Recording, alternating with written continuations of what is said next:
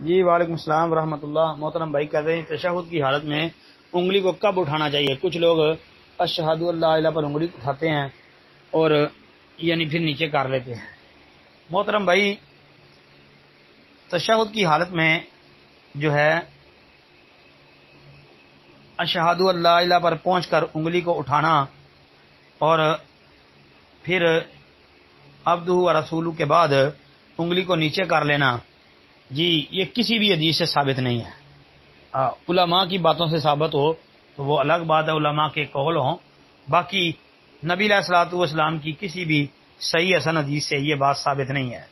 نبی علیہ الصلوۃ والسلام کی جو صحیح حدیث سے مسئلہ ثابت ہوتا ہے وہ یہ ہے کہ جب بندہ تشہد بیٹھتا ہے تو تشہد بیٹھتے ہی التحیات للہ جب پڑھنا شروع کرے تو فوراً ساتھ ہی انگلی اٹھا لے، 53 کی گرہ بنا لے۔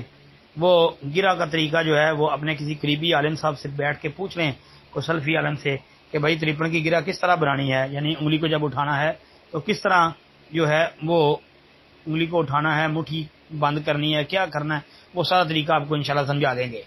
جی تو یہ التحیات للہ والصلوات یہ شروع کرنا ہے، ساتھ ہی انگلی کو اٹھا لینا ہے اور پھر اس کو حرکت دیتے رہنا ہے، سلام پھیرنے تک انگلی کو اٹھائے رکھنا ہے اور جو ہے حرکت بھی دیتے رہنا ہے۔ اور سنن نسائی کی حدیث کے مطابق جو ہے اس کو بالکل سیدھا نہیں رکھنا، تھوڑا سا جھکا کے رکھنا ہے نیچے کی طرف، لیکن کھڑی رہے گی، انگلی کھڑی ہوگی لیکن تھوڑی سی آگے سے نیچے جھکی ہوگی نیچے کی طرف، جی بالکل تیر کی طرح سیدھی نہیں ہوگی، تھوڑی سی نیچے کی طرف جھکی ہوگی لیکن ہوگی کھڑی، اور حرکت بھی دیتے رہو گے ساتھ مسلسل۔ یہ صحیح مسلم وغیرہ کے اندر روایت ہے، مشکات کے اندر بھی دیکھ لیں، مشکات المصابیح تشہد کے باب کی پہلی حدیث، یہ باب التشہد کی پہلی حدیث جو ہے نا وہ پڑھ لیں، انشاءاللہ مسئلہ سمجھ آ جائے گا۔ السلام علیکم ورحمۃ اللہ۔